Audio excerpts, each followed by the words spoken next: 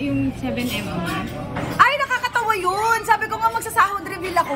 Antayin nyo na lang sa YT channel ko. Akala nila 7 million yung sahod ko. Alam nyo guys, kung ganun yung sahod ko. Hindi naman, hindi po ganun. Masyado pong mataas yung tingin nyo naman sa ano. Kung ganun nga po, eh bakit hindi? And ako naman po, lahat po ng sahod ko, dinideclare ko po ng tama. Nakita ko sa mga comments, BIR is waving, ganyan. Ako po ay nagde-declare ng maayos and inaayos ko po kada problem dahil ayoko pong magkaroon na ang problema in the future.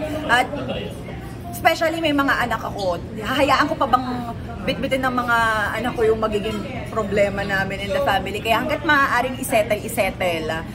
Kaya wala pong ganong sahod. Sana po, pagpapray ko po yan. Pero barya-barya lang to showbiz, tutusin for you.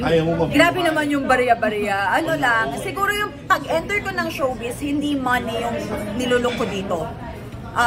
Talent. Gusto ko po ng ng something na, ay may talent ako, may kaya pala akong gawin. Yun yung pinaka-achievement na makukuha ko sa pag-enter po ng showbiz. Yung money, thankful na po ako sa lahat po ng blessing na dumadating sa akin. When it comes to YouTube, gagalingan ko palalo. Hindi lang naman po para sa akin kasi marami rin naman po akong taong natutulungan galing doon. And yung pag-i-endorse po ng mga brand, salamat po talaga sa lahat po ng mga nagtitiwala sa akin. Wala pong ako. Bye-bye po, salamat po. Wala pong ako kung talagang wala sila. Lagi ko pong pinagpapasalamat yun.